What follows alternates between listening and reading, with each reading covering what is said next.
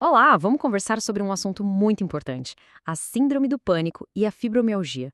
Já pararam para pensar qual pode ser a ligação entre essas duas condições? Pois é, nesta explanação a gente vai mergulhar fundo na conexão que existe entre elas para descobrir como certas experiências de controle lá do passado podem acabar moldando não só o nosso cérebro, mas também o nosso corpo nos dias de hoje. E para guiar essa nossa jornada, vamos usar as lentes da psicanálise e de uma abordagem terapêutica chamada virtologia, que foca em como os nossos valores e as nossas virtudes ajudam a construir nossa força interior. É fundamental deixar claro que toda essa estrutura que vamos ver foi elaborada pela terapeuta Fátima Martins, que usa justamente esses princípios para entender a fundo essas questões. Um ataque de pânico, nossa, muitas vezes parece que ele surge do nada, né? É uma coisa súbita, avassaladora. Mas, na verdade, existe um processo bem específico por trás disso. E é exatamente esse processo que a gente vai desvendar juntos agora. Para entender o pânico, a gente precisa primeiro ir na origem, na fonte. E essa fonte é uma força bem poderosa que vamos chamar de controlador interno.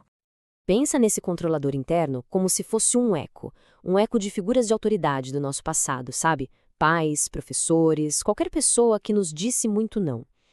Essa voz, com todas as suas proibições, continua operando dentro da gente quase como um piloto automático, moldando as nossas reações sem que a gente nem perceba. E aqui a gente vê o processo em ação.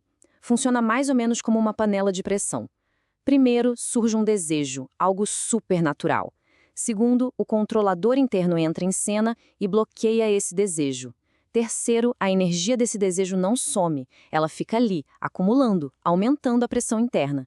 E, finalmente, o quarto passo, a explosão. A tensão chega no limite e o resultado é o pânico. E olha que interessante, isso não é só um processo psicológico, não.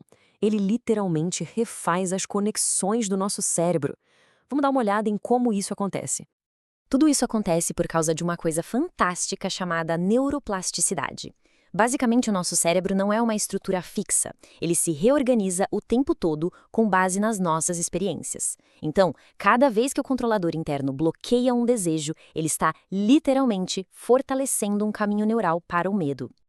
E aqui está o ponto crucial.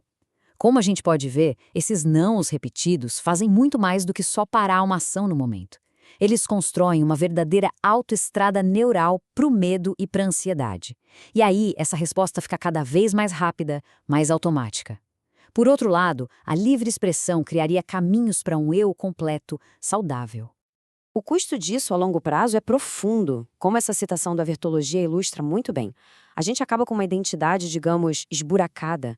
Partes da nossa verdadeira personalidade simplesmente não têm a chance de se desenvolver, deixando lacunas em quem a gente realmente é. Bom, até agora a gente falou da mente e do cérebro. Mas e quando essa pressão interna fica tão grande que ela transborda para o corpo? É aí que um medo se transforma em dor física. Quando toda essa energia emocional, que é super intensa, não tem para onde ir, o corpo começa a expressar isso na única linguagem que lhe resta: a dor. A dor física. A fonte que a gente está usando destaca uma progressão muito clara. O controle excessivo leva ao pânico e à ansiedade. Se isso não é tratado, pode evoluir para um quadro depressivo e, no fim, para a dor física generalizada. É quase como se o corpo estivesse gritando aquilo que a mente foi forçada a silenciar por tanto tempo. Mas calma, a boa notícia é que, como o cérebro é plástico, esses caminhos podem sim ser alterados. Não é uma sentença permanente. E o caminho para essa mudança é um processo bem prático, é uma reprogramação cerebral mesmo. Olhando aqui os passos, o tratamento envolve: primeiro, identificar quais são essas proibições. Segundo, alterar esses caminhos neurais fazendo de fato as coisas que antes eram proibidas. Terceiro, liberar toda aquela energia reprimida. Quarto, se expor aos medos aos pouquinhos. E quinto, reforçar o eu com novas virtudes. É literalmente agir de forma diferente para reconfigurar o cérebro. O objetivo final aqui não é só parar o pânico, sabe? É construir uma personalidade tão forte que ela simplesmente não seja mais vulnerável a ele. O foco, então, é fortalecer o que a psicanálise chama de ego. E aqui não tem nada a ver com arrogância, tá? É a nossa parte consciente, o nosso eu que toma as decisões. A ideia é passar de uma posição de ser controlado pelo passado para finalmente estar no comando do seu presente, com o eu forte e competente. E como é que se constrói essa força toda? Desenvolvendo virtudes que são essenciais, como essas que a gente vê aqui. A responsabilidade pela própria vida, a perseverança, a paciência, a aceitação. Essas qualidades dão a base emocional que a gente precisa para enfrentar as incertezas da vida sem medo, construindo uma estrutura interna bem sólida. O que nos leva a essa reflexão final. Será que a verdadeira liberdade não é sobre mudar o mundo lá fora, mas sim sobre confrontar e reprogramar esse controlador que vive aqui dentro?